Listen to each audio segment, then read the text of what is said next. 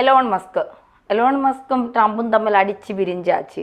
ഇനി Elon മസ്കിൻ്റെ car പോലും തനിക്ക് വേണ്ട എന്ന് പറഞ്ഞുകൊണ്ട് അത് തൂക്കി വിൽക്കാൻ ഒരുങ്ങുകയാണ് ട്രംപ്. രണ്ട് ഭ്രാന്തന്മാർ തമ്മിലുള്ള പോരാട്ടം എന്ന് മാത്രമേ ഇതിനെ പറയാനുള്ളൂ. എന്താണ് എലോൺ മസ്കിനും ട്രംപിനും ഇടയിൽ സംഭവിച്ചിരിക്കുന്ന ഇപ്പോഴത്തെ പുതിയ കാര്യം?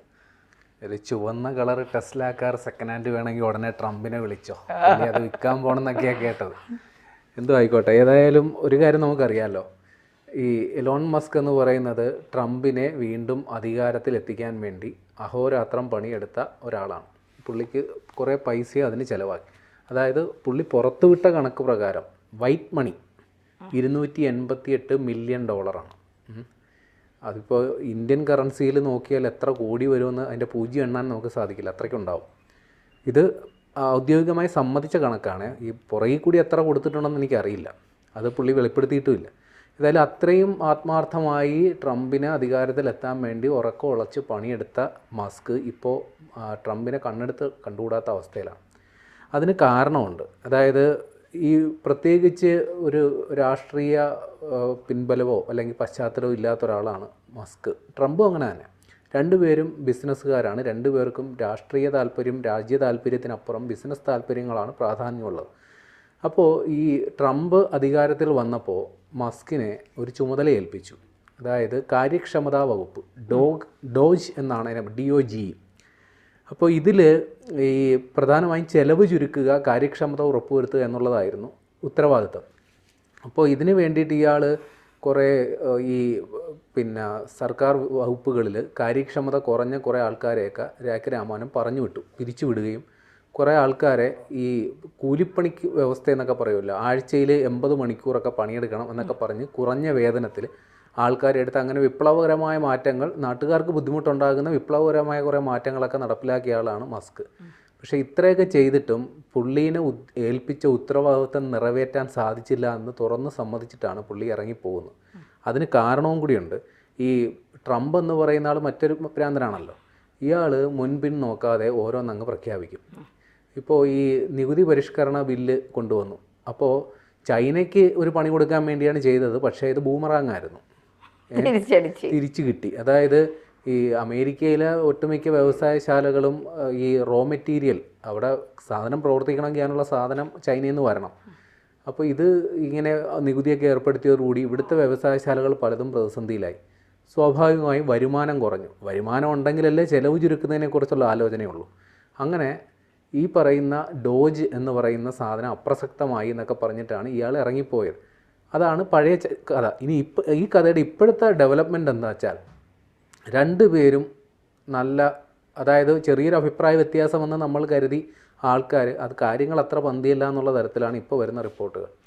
രണ്ടുപേരും ഇപ്പോൾ വായി തോന്നുന്ന വിളിച്ചു പറയുന്നൊരവസ്ഥയിലോട്ട് എത്തിയിട്ടുണ്ട്. കഴിഞ്ഞ ദിവസം ഈ അമേരിക്കൻ പ്രസിഡൻറ്റിൻ്റെ ഫ്ലൈറ്റുണ്ട്, ഈ ഔദ്യോഗിക ഫ്ലൈറ്റ്. അപ്പോൾ ആ ഫ്ലൈറ്റിൽ വെച്ച് ഈ വാർത്താ സമ്മേളനമൊക്കെ നടത്താറുണ്ട്. അപ്പോൾ അതിൽ വെച്ച് ഇങ്ങനെ പത്രപ്രവർത്തകർ ചോദിച്ചു, മസ്കിനെ വിളിക്കുന്നില്ല, എന്താണ് പരിപാടി, ഒന്നും ഒത്തു പോകണ്ടേ? അപ്പോൾ ട്രംപ് പറഞ്ഞ മറുപടി, ഞാനിപ്പോൾ അയാളുമായിട്ട് സംസാരിക്കാനൊന്നും ഉദ്ദേശിക്കുന്നില്ല, അയാളുടെ സമനില തെറ്റി നിൽക്കുന്നൊരവസ്ഥയിലാണ് എന്നൊക്കെയാണ് ട്രംപ് പ്രതികരിച്ചത്. അതിൻ്റെ ഒപ്പം തന്നെയാണ് പറയുന്നത്, ഈ ട്രംപിന് ഒരു ടെസ്ല കാറുണ്ടത്രേ, അതൊക്കെ വിൽക്കാനൊക്കെയുള്ള പരിപാടിയൊക്കെ ഉണ്ട്, അതിന് ഒഴിവാക്കാനായിട്ടുള്ള, അതായത് അത്രയ്ക്ക് വൈരാഗ്യമായി. അപ്പോൾ മസ്കും വെറുതെ ഇരുന്നില്ല. മസ്ക് ഒരു പ്രഖ്യാപനം അങ്ങ് നടത്തി. ഈ സ്പേസ് എക്സ് എന്ന് പറയുന്ന ഒരു സ്ഥാപനമുണ്ട്, അവർക്ക് ഡ്രാഗൺ എന്ന് പറയുന്ന ഒരു ബഹിരാകാശ വാഹനവുമുണ്ട്. അതായത് സ്വകാര്യ മേഖലയിൽ പ്രവർത്തിക്കുന്ന ഒരു ബഹിരാകാശ ഏജൻസിയാണ് ഈ സ്പേസ് എക്സ്. അവരുടെ ബഹിരാകാശ വാഹനമാണ് ഡ്രാഗൺ.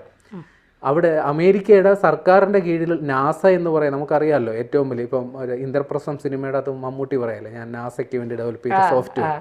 അപ്പോൾ ഈ നാസ എന്ന് പറയുന്നത് നമ്മളെ കുട്ടിക്കാലം മുതലേ കേട്ട് ശീലിച്ച ഏറ്റവും വലിയ ബഹിരാകാശ ഏജൻസിയാണ് നാസ. പക്ഷേ അവരെപ്പോലും അപ്രസക്തമാക്കിക്കൊണ്ട് ഈ മസ്കിൻ്റെ സ്പേസ് എക്സ് വളർന്നു വന്നിട്ടുണ്ട്.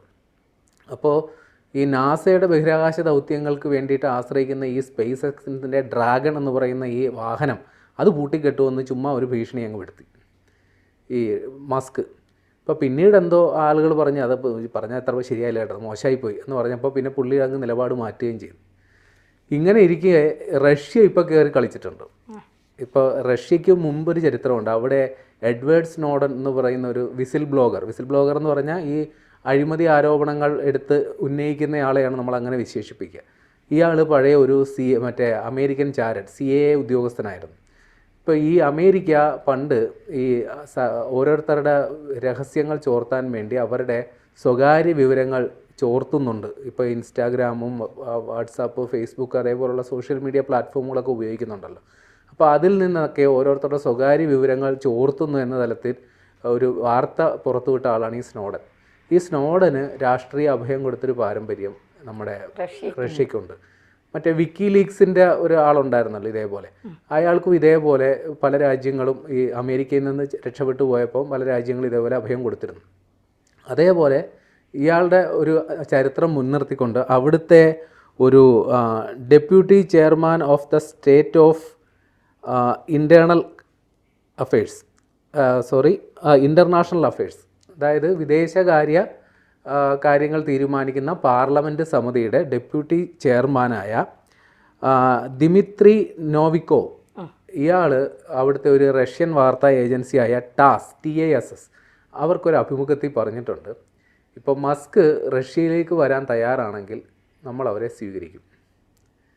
ചുരുക്കി പറഞ്ഞാൽ ഇത്രയേ ഉള്ളൂ. ഇപ്പോൾ റഷ്യയും അമേരിക്കയായിട്ട് അത്ര രസത്തില്ല, പണ്ട് മുതലേ അങ്ങനെ തന്നെയാണ്.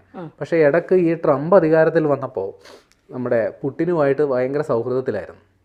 ഇപ്പോൾ മറ്റേ യുക്രൈൻ്റെ പ്രശ്നം പരിഹരിക്കാനായിട്ട് ട്രംപ് ശ്രമിക്കുമ്പോൾ പുടിൻ അത്ര സമ്മതിച്ചു കൊടുക്കുന്നില്ല. അപ്പോൾ അതിൻ്റെ പേര് ഇപ്പോൾ ഒന്ന് പിണങ്ങിയിട്ടുണ്ട്.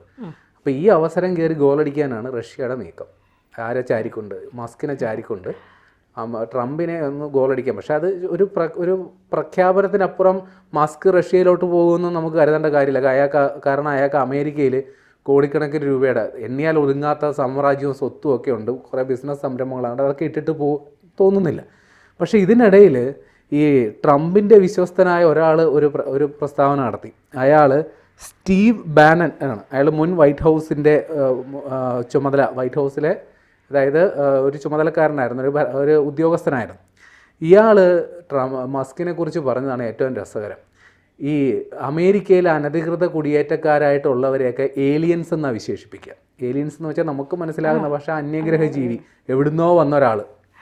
അപ്പോൾ ഇയാൾ ഒരു ഏലിയനാണ്. ആര്?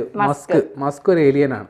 ഇയാളുടെ പൗരത്വം എന്താണെന്ന് പരിശോധിക്കണം, ഇയാളെ നാട് കടത്തണം എന്നൊക്കെയാണ് പറഞ്ഞേക്കുന്നത്. അപ്പോൾ ഈ ട്രംപിൻ്റെ വലം കൈയാണല്ലോ ഈ പറയുന്നത്.